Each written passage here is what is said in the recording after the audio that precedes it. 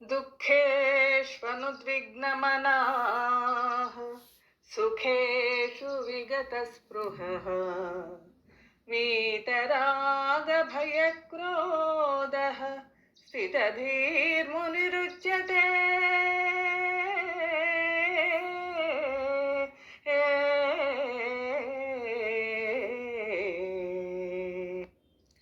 దుఃఖము కలిగినప్పుడు దిగులు చెందని వాడును, సుఖములు కలిగినప్పుడు స్పృహలేని వాడును, రాగము భయము క్రోధము పోయిన వాడును స్థితప్రజ్ఞుడని చెప్పబడును.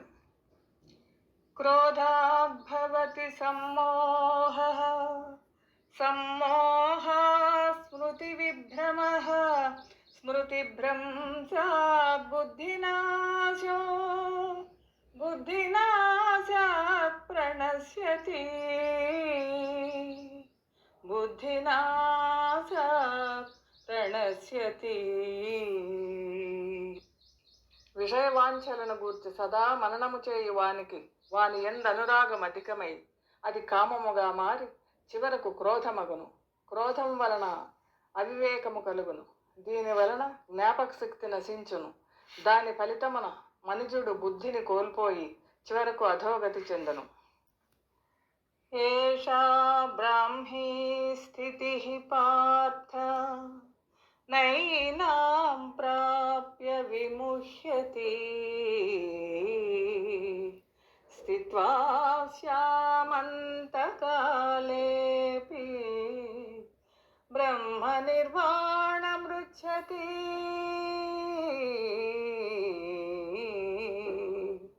బ్రహ్మ నిర్వాణమృచ్ఛతి.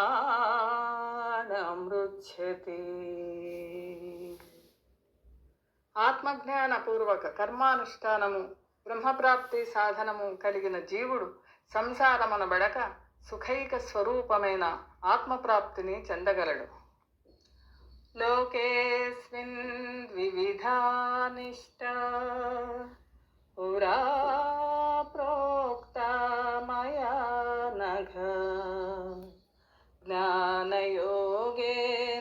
సాంఖ్యానాం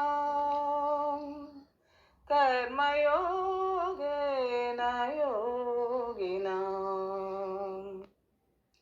అర్జున, ఈ లోకములో ఆత్మానాత్మ వివేకము గల సన్యాసులకు జ్ఞానయోగము చేతను, చిత్తశుద్ధి గల యోగీశ్వరులకు కర్మయోగము చేతను ముక్తి కలుగుచున్నదని సృష్ట్యాది యందు నాచే చెప్పబడినది.